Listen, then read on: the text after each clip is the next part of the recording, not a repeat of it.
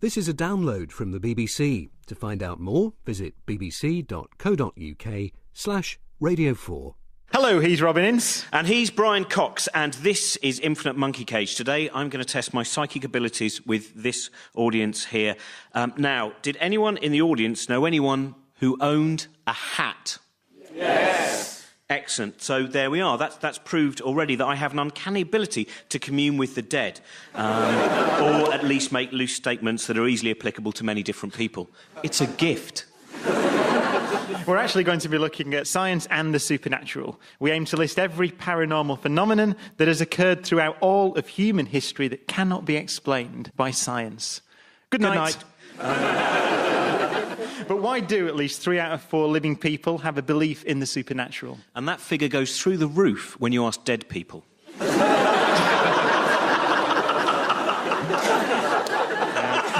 Thank you, Andy. That was more effective than I imagined. Much more. To help us flesh out the answer beyond the negative, we have a panel of experts or the nearest available equivalent. Our first guest has spent the last year terrifying audiences in his hit play Ghost Stories. He's also fought zombies and lost in Charlie Brooker's Dead Set and devised tricks for Darren Brown. He's an all-rounder. Well, I'd say all-rounder. All-rounder on a sphere made of zombies, Russian roulette and parapsychology. In fact, he's terrible at typing and not particularly impressive at volleyball. But nevertheless, it's Andy Nyman. Our next guest started as a young magician and remains obsessed by the nature of illusion and people's fascination with the paranormal. As a psychologist and author, he has asked many important questions, like how can we find happiness? Why does the human mind appear to trick itself? And is that a duck? It's Professor Richard Wiseman. And our final guest is a neuroscientist at the University of Bristol and author of Super Sense, Why We Believe in the Unbelievable. His next book will investigate if free will is an illusion. Why anyone would choose to write about that, I've got absolutely no idea. It's Professor Bruce Hood, and that's our panel! So all of you, in some ways, have a reasonable knowledge there of superstition. I want to start with you, Bruce. What is it about the human that means so many people, in fact, the majority of people, still seem to require a belief in the supernatural? I think it's really part and parcel of our makeup. I suppose there are 2 schools of thought. That they're either very gullible and believe stories which are passed on through culture, or, in my position, is that there's actually an inclination in all of us to try and interpret events in the world. And in doing so, sometimes we come up with explanations which resonate with beliefs in spirits and ghosts and all manner of things which scientifically are not viable. Andy, in your play, Ghost Stories, you begin with a lecture, a kind of, I suppose, a history of the ghost story. Yeah. And you point out there that it's something that's evolved over the centuries. It didn't begin as what we recognise as the ghost story. No, well, the first historically recorded ghost stories we found were in 600 AD in Pope Gregory the Great's dialogues. And what happened to those was that was the first time really the church saw something that they recognised as, oh, that's useful, we can have that and make people feel that they should behave. Otherwise, the very notion of a spirit and an idea being written down was a powerful weapon to allow people to actually behave as they should, in inverted commas, behave. And then after the Reformation, when the Catholic Church sort of lost its power, what happened was the idea of the notion of a ghost story became a secular idea, where it was a way of being able to cope with tragedy and being able to frame terrible things that happened in your life. So it meant then that those ghost stories that we tell each other could stop being something that was just tied to the church and could now become about real life and, I saw that soldier that had been killed in whatever it was. So that was sort of the lineage, really, an early lineage of how the written ghost story came to evolve. And Richard, so the ghost story, is that the most common cultural experience of the paranormal today? It's certainly one of the most common. So we did a survey recently, and 1 in 4 people said they'd experienced some ghost-like phenomena. And of those experiences, the most common one is what's people refer to as the incubus, which is the little demonic figure that comes in the middle of the night and sits on your chest, pins you down, makes you sexually aroused and scares you. At least that's what he does to me. I don't know about... I now realise that I could be overgeneralising my own experiences and no one else. But for those of you listening on the radio, he did that purely with the look on his face. But no, the look on your face did not suggest that you were the victim. The look on your face suggested a man who occasionally dons a sheet and thinks, I'll go into that room. A man who's using psychology, possibly for evil, yet again. Anyway, so the incubus, which has been around a long time, basically it takes very many different forms. And so if you're into alien abduction, you think it's an alien that's sitting on your chest. And if you're into ghosts, then it's a spirit rather than a demonic force like the incubus. So what's interesting about the experience is you find it in pretty much every different culture throughout time. And there's a very good psychological explanation for it. I don't know what it is, but no, I do. It's that when we dream, we become paralyzed, so we don't act out our dreams and injure ourselves. And as we drift from dream state into waking state, some of the bizarre imagery comes across, and so does the notion of being paralyzed. And you try and interpret that, you try and make sense of it, and you think, oh my goodness, I'm paralyzed, there must be somebody holding me down. Now, oh my goodness, I see this evil spirit, that's what's happening there. And what's really interesting is that experience that can be terrifying for people if you buy into the idea of demonic forces or ghosts or aliens, once you explain the psychology, is actually not at all scary. And so it can help people to know the psychological explanation for it. So some people who've had this, people can actually kind of embrace the cure for it and will take on reason in this, because obviously, the battle of reason against superstition is a difficult one. Absolutely. Same with hearing voices. I mean, if you hear voices, you think it's the voice of God or the dead, that's scary. As soon as you know that our brain produces internal dialogue for all sorts of reasons, actually it's not so scary. So in that sense, being rational can help you. Saying that, there are genuine demonic forces out there. Which I imagine your next book will probably deal with. My next book, Genuine Demonic Forces. Yes. See you in your room later, I'll be in the sheet. But Bruce, this Richard there has given an explanation for the appearance of ghosts or the perception of ghosts in the space between wake and sleep, right. Sleep and wake. Mm-hmm. So is that the general explanation for these, I suppose, misfirings of the cognitive system? People who are inclined towards these notions tend to see structure and order in otherwise ambiguous patterns. There have been experiments showing that they will see structure and patterns in what is effectively random noise. Why are we predisposed to do that? Well, I suppose it's really an evolutionary strategy is to assume the worst, which is possibly another agent or a predator in the bushes or somebody who's about to beat you over the head and steal your food or your mate. And therefore, you always tripwire to assume there's an agent out there to do you in. So it's a better strategy to assume there's something there rather than ignore it. And Andy, is that the basis of the success of ghost stories throughout the ages, that we're pre-programmed to be scared? Because we also seem to enjoy it. Oh, I think we absolutely love ghosts. I think, most people love the idea of being scared and there's something absolutely life-affirming about going to a horror film or a play in the West End called Ghost Stories running till July this 16th, perhaps. Duke of York's Theatre, bless you for that. But yeah, there's absolutely, I'm sure, some sort of primitive drive within us that the choice to believe isn't always, sometimes it's so near the surface, it's amazing. And a couple of years ago, there used to be a hilarious psychic hour on a London radio station. And I was listening to it, and there was a woman on there who was a phone-in, and she'd phoned into the psychic and said, this extraordinary thing happened. I don't know that you're going to be able to explain this. She said, I live at home with my cats. And not making it up, but I felt like saying... So at home with my cats, I have a piano. And I'd gone to bed, and the piano was down. And I went to bed, and I suddenly heard 4 or 5 notes playing on the piano. And I came back down, and I had a look, and the thing was down, and it was, couldn't have been the cats.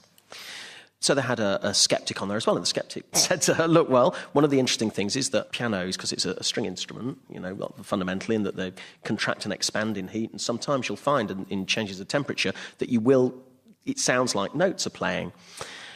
And she went, And then the psychic said, the other thing is that fairies play notes.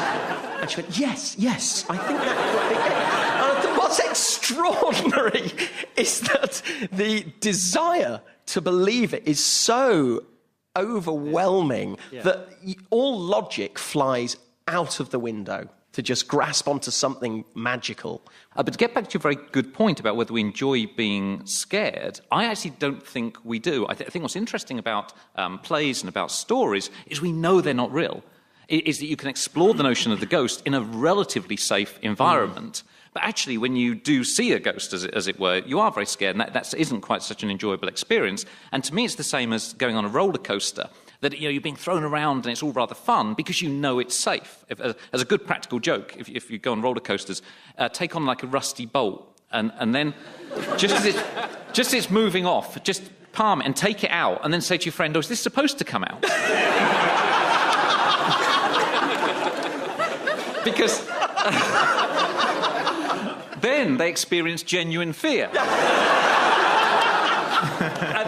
But this is something that I find, because I was, as I imagine actually most of this panel today, who were all somewhere in their 40s, brought up in a world of Unexplained magazine, Arthur C. Clarke's Mysterious World. We were surrounded by ideas of ESP, Bigfoot, Loch Ness, spontaneous combustion, and yet, none of us, as far as I know here, have clung on to those ideas, even though they would have been, put into us when we were quite young. But they're all gorgeous ideas, though, aren't they? That's what makes them so seductive, is they're all, as you say all of those, you just feel, God, Bigfoot, don't you wish that was real? The myth of it is so great, and Nessie, and I think that's really part of it, is this, it's almost like great advertising, they're so perfect, those ideas, that they feel, how could that not be real? It's just brilliant, and you almost want it to be. Did you have a moment, Andy, where you just the way the passion you talk about it now, where you reached a certain age and you went, I don't think there is a Bigfoot, and I don't think I'm going to take the train to Scotland, because I don't think at the most there'll be a jumping otter. I've never had that moment. No, I've never had that moment. I still sort of, whilst I am deeply sceptical and, I believe what I believe, but no, I mean, there's still that little tiny bit of me that wishes on the news tomorrow they go, Bigfoot's been found, look, here it is. You'd think, oh, that's brilliant. Watch Fox News. That will greatly increase that chance, I think. See, that then interests me. Is there something in the wiring where, there are lots of things that I would love to believe in, but I just go, no, it can't be. And it's not just about reading, it's not just about education, because there's people that I know who've read widely and still cling to beliefs that I wouldn't be able to make that leap. So is there something actually within us? Well, there's a couple of things. I mean, first of all, we tend to believe what we would like to be true. Francis Bacon said that about, rationality in general, that we prefer to believe what we would like, and that includes an afterlife. But yeah, I happen to think that there is a real difference between people who are very much inclined to sort of the woo, as we call it, because they do tend to score very similarly on measures of personality. They're more creative, they're more that kind of notion. I'm not suggesting that it's black and white, but there does seem to be a profile which fits with this kind of way of thinking. I know, Richard, actually, you have an experiment you could do on the audience to try and seek out people of that persuasion. We could do that. We could do a little test here of essentially imagination. So what Close your eyes, he'll put a sheet on. That's right. I'll work through the group one by one. Yes, everyone can try this, and try this at home as well. What you need to do is hold out your hands straight in front of you, palm down. So kind of Superman flying pose. So both hands out, stretched out in front of you, palms down, and level is very important. Excellent. And now don't consciously move your hands, but all you need to do is close your eyes and listen to my voice. And just imagine a helium balloon, a very light balloon, attached to a string, and the end of that string attached to the fingers of your right hand. So your right hand being pulled up towards the ceiling, gently being tugged up by that helium balloon. Then there's the heavy books, another set of heavy books, attached to another string, attached to the fingers of your left hand. So your left hand being pulled down towards the floor, your right hand being pulled up towards the ceiling. Just focus on my voice as you imagine that right hand being pulled up, left hand being pulled down. Don't consciously move your hands, but keep them exactly as they are. And now if you open your eyes. Excellent. That was amazing, Richard, because every single person in the audience did that, very markedly, the difference in the hands, every single one of them. And now, you were saying there's a reason this experiment's never been done on television. No, what you had there were around about 10% of the audience being highly suggestible, which means their hands, the right hand is higher than the left one. Most of you, being a rational, sceptical, scientific audience, your hands were level. Some of you, I noticed, your hands were the other way round, and that's just odd. So what does that mean? Well, it's to do with suggestibility.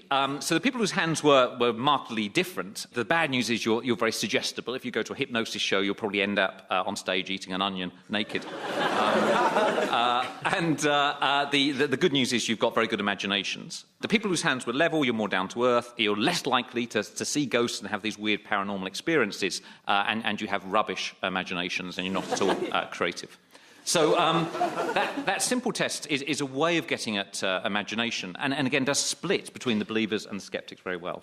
I'd just like to add, though, of course, you can increase this or enhance this effect by just putting people in stressful situations. For example, if your plane starts to plummet at 35,000 feet, you'll start to become quite superstitious and ritualistic in your behavior. And of course, just telling people they're in a situation where there's been a death in the house or that there's a loss of control, and they start to become more ritualistic, they become more superstitious.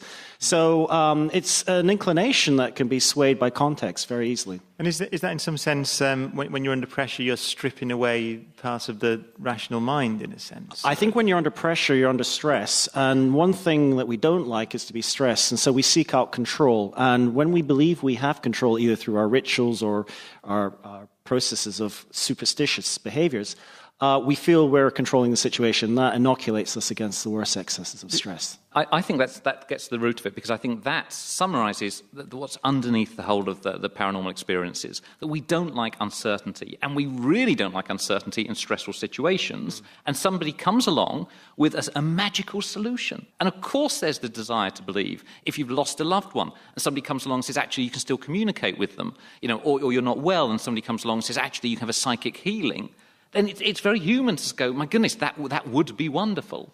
The problem here is there's no evidence to back up any of these things, so you end up believing things that aren't true and actively damaging yourself and others in the process. But I think that it gets to the root of it, that we don't like uncertainty, particularly when we're stressed. Well, you were just saying there about, you mentioned psychic mediums there as well, and is there actually a use in terms of, do people say who've been to a psychic medium event, have they gained something? Is there some good that they've gained out of that experience? Well, of course, this is where the controversy really starts to rein in. Yes, they may feel that they've gained something, but they've also lost a lot as well, which is usually financial. And some people would argue that really, we shouldn't be supporting these belief systems, which potentially can have negative outcomes. And I'm sure Andy and Richard have both had this sort of experience. It's not, to me, it isn't really about, does the person who's receiving the reading gain anything? If the person giving the reading is what is known in the trade as a shut-eye, someone who believes what they're giving, then to me, whether they believe it or not, at least it's sort of given in good intention, as opposed to the coldness of the taking money for this, the scam of that from a person known as an open eye, who's a fraudulent one. That, to me, I cannot get my head around how people can operate on that level. And it is very difficult often to attach the appropriate weight to coincidence, which lies at the heart of many of these belief systems. I suppose with psychics, the ones that really believe they're psychics, they will always say something that's close to something someone in an audience has experienced. Well, that's it. I mean, it's just that, we're opening up a whole other area now, which is the fact that we all believe we're so different, whereas actually the reality is we are all fundamentally exactly the same animals, be that living here or living in southern states of America, wherever it is. So if you make a random open statement here, it's going to apply to X amount of people here as it will do there. And as long as it's of a personal level, you feel, that's touched me. How could you know that? I think that the notion that we're more predictable than we think is crucial to the success of mediums. And so when we all think, if you take a very general statement, you're an above-average driver in terms of safety, about 90% of people go, yes, I'm above-average driver. You can go into hospital wards where people are in there because they're of accidents that they themselves have caused whilst driving. It's still 90% of them think they're above-average driver. 95% of us think we have an above-average sense of humour. There's very few people that go, no, I just don't get it. So we're more predictable, we think, and so psychics come out with these relatively general things, like you have a lot of untapped creative potential, and we all go, oh, yes, my goodness, how insightful, that's true. And so we don't realise that we are quite predictable and that people can use that and then to allegedly tell things about us when they know nothing at all. So in terms of what people gain when they go to a medium or a psychic, I think they gain a greater belief in something that isn't true. And that's pretty much it. They might get some sense of comfort, but it's not going to be a long-term sense of comfort. Counselling, mainstream counselling, is about giving you the tools to solve this problem and future problems, so you don't have to keep on coming back to the counsellor. The psychic just gives you the solution and you become reliant on them. That's very, very different. There's also something I'm so sorry, that we're just beginning to sort of see again and again, which is this notion of a sort of quick fix as well, isn't it? There's an ease to these solutions as opposed to actually working for a solution. Is there a sense in which the belief in the paranormal appears to be growing? I mean, it certainly feels that way. And I know that you work, Andy, with Darren Brown a lot. Now, I know that he's absolutely careful to say these are tricks. However, many, many millions of people watch the shows. So is there a sense in which the belief is growing in our scientific age, that it's just not being suppressed at all? There's an interesting thing. I wrote with and sort of directed Darren stuff for 10 years. And the interesting thing about the Darren product, as an idea, was that the NLP gurus said, this is the greatest, even though, Darren stands there and says this is magic, conjuring, science, hypnosis, whatever. The NLP brigade said, this is the greatest form of NLP we've ever seen. The psychics said, well, you can dismiss it, but you clearly have a gift. And the magicians all said, this is fantastic magic, I've never seen it. So everybody kind of embraced the bits that they wanted to see. But Richard and I worked together years ago. We did a séance. We did, and there we were staging a theatrical reconstruction of a séance, and we told people that's what it was, but still it was pretty terrifying for people, because once you're sitting in the darkness holding hands with a stranger, it can be very scary. And then you start a séance. Yeah. But to answer... There's a subtext to your work, there isn't is, there? there is.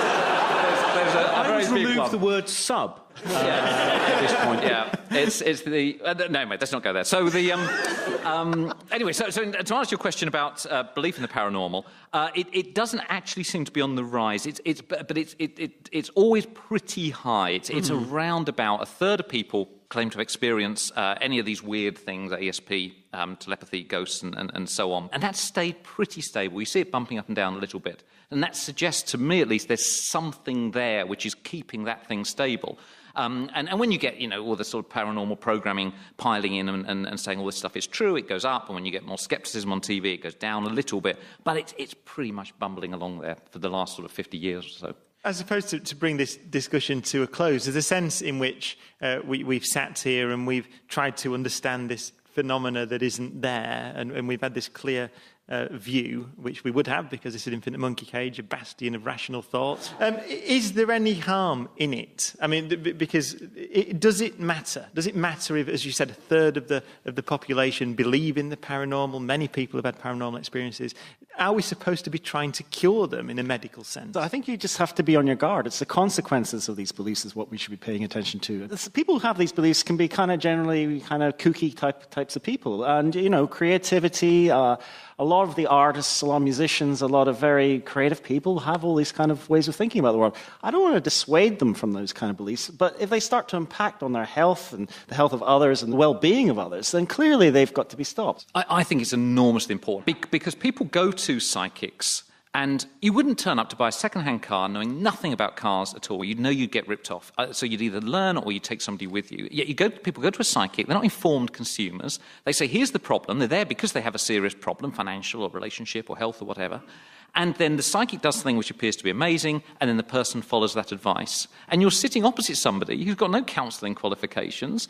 Anyone can set themselves up as a psychic, and still people are sitting there taking the advice. So I think there really is a problem. It's a huge industry in this country, and yet people have no idea what they're up against. Yes, these plays about ghost stories and things make a fortune. If only that were true. By the way, I found the most interesting thing about this panel is having people who are all based in psychology. I really expected some subtle advertising for everything you were doing. And finding out that the simplest form is just to mention your book or take the closing date. What a relief to find out all those courses I've been on were a waste of time. I haven't mentioned mine. Oh, that's what you say. But if we replay this tape now, find out if we take every second syllable, you will find quirk, G. So there we are. What's going to happen to everyone listening? If you play this backwards, you'll hear a voice saying, Richard Wiseman, $7.99 Amazon.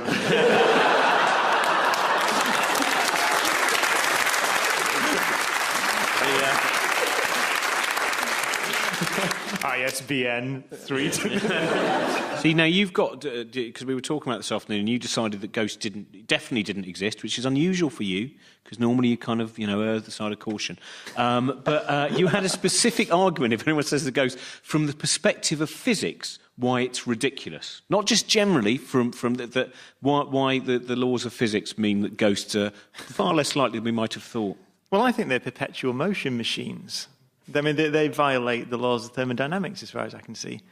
I mean, we process information by eating food, and there's an energy source and a temperature difference, and that's the way that our brain works. And once you turn that off, I don't understand how... Well, the reason I don't understand it, by the way, is because it's rubbish. I don't know why I don't know why I'm explaining it. But they are essentially... I like the fact that, nevertheless, your scientific mind couldn't go, which just seems absolutely ridiculous to be a kind of see-through-y version of you that would drift around and go, and not only that, the laws of thermodynamics, which are acceptable for some zombies, but not those who've actually lost their stomach lining, Yeah. So we asked the audience what was their most ridiculous paranormal experience, and here are some of the answers. This is from Martin. Having a medium explain to me how his wireless modem was possessed and needed an exorcism. My cat died. My dad could still hear it purring. It turned out to be the boiler. Hang on, was that the boiler that killed the cat? My hamster made a crop circle in its bedding. That was from G. Host. My daughter told us one night the house mooed. There's one here, seeing Albert Einstein sitting in my seat the night before my final physics exam. Changed to... There was a slight of plausibility there that I didn't like from the audience. Well, hopefully now that is everything explained about ghosts, but we should still end on a warning. Though we may have at times appeared frivolous in this show, please do not attempt to summon the dead or mess with the dark arts, as they frequently stain. And if any of the issues in this show have affected you, then don't be so silly. Thank you to our panel, Andy Nyman, Richard Wiseman and Bruce Hood. That's the end of this series. We'll be back in November. Until then, stay rational. They wanted us to be a bit...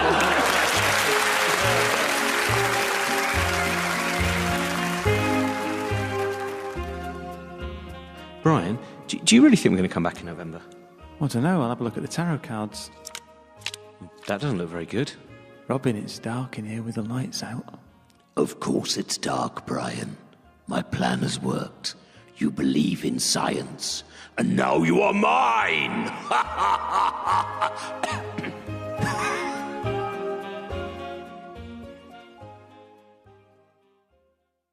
If you've enjoyed this programme, you might like to try other Radio 4 podcasts, including Start the Week, lively discussions chaired by Andrew Marr, and a weekly highlight from Radio 4's evening arts programme, Front Row. To find out more, visit bbc.co.uk/Radio4. And make people feel that they should behave. Otherwise, the very notion of a spirit and an idea being written down was a powerful weapon to allow people to actually behave as they should, in inverted commas, behave. And then after the Reformation, when the Catholic Church sort of lost its power, what happened was the idea of the notion of a ghost story became a secular idea, where it was a way of being able to cope with tragedy and being able to frame terrible things that happened in your life. So it meant then that those ghost stories that we tell each other could stop being something that was just tied to the church and could now become about real life and, I saw that soldier that had been killed in whatever it was. So that was sort of the lineage, really, an early lineage of how the written ghost story came to evolve. And Richard, so the ghost story, is that the most common cultural experience of the paranormal today? It's certainly one of the most common. So we did a survey recently, and 1 in 4 people experienced. This is a download from the BBC. To find out more, visit bbc.co.uk/Radio 4. Hello, he's Robin Ince. And he's Brian Cox, and this is Infinite Monkey Cage. Today I'm going to test my psychic abilities with this audience here. Now, did anyone in the audience know anyone who owned a hat? Yes. Excellent. So there we are. That's proved already that I have an uncanny ability to commune with the dead, or at least make loose statements that are easily applicable to many different people. It's a gift. We're actually going to be looking at science and the supernatural. We aim to list every paranormal phenomenon that has occurred throughout all of human history that cannot be explained by science. Good night. But why do at least 3 out of 4 living people have a belief in the supernatural? And that figure goes through the roof when you ask dead people.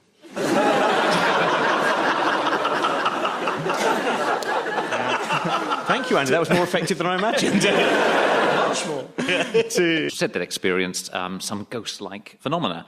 And of those experiences, the most common one is what's people refer to as the incubus, which is the demonic figure that comes in the middle of the night and sits on your chest, pins you down, makes you sexually aroused and scares you. At least that's what he does to me. I don't know about... I now realise that I could be overgeneralising my own experiences and no one else. But for those of you listening on the radio, he did that purely with the look on his face. But no, the look on your face did not suggest that you were the victim. The look on your face suggested a man who occasionally dons a sheet and thinks, I'll go into that room. A man who's using psychology, possibly for evil, yet again. Anyway, so the incubus, which has been around a long time, basically it takes very many different forms. And so if you're into alien abduction, you think it's an alien that's sitting on your chest. And if you're into ghosts, then it's a spirit rather than a demonic force like the incubus.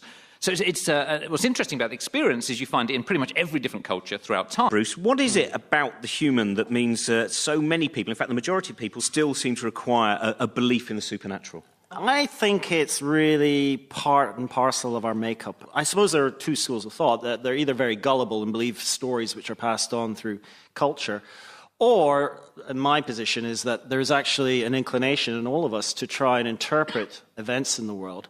And in doing so, sometimes we come up with explanations which resonate with beliefs in spirits and ghosts and all manner of things which scientifically are not viable. Andy, in your play, Ghost Stories, you begin with a lecture, a kind of I suppose, a history of the ghost story. Yeah. And you point out there that it's something that's evolved over the centuries. It didn't begin as what we recognise as the ghost story. No, well, the first historically recorded ghost stories we found were in 600 AD in Pope Gregory the Great's dialogues. And what happened to those was that was the first time really the church saw something that they recognised as, that's useful, we can have that. To help us flesh out the answer beyond the negative, we have a panel of experts or the nearest available equivalent. Our first guest has spent the last year terrifying audiences in his hit play Ghost Stories. He's also fought zombies and lost in Charlie Brooker's Dead Set and devised tricks for Darren Brown. He's an all-rounder. Well, I'd say all-rounder. All-rounder on a sphere made of zombies, Russian roulette and parapsychology. In fact, he's terrible at typing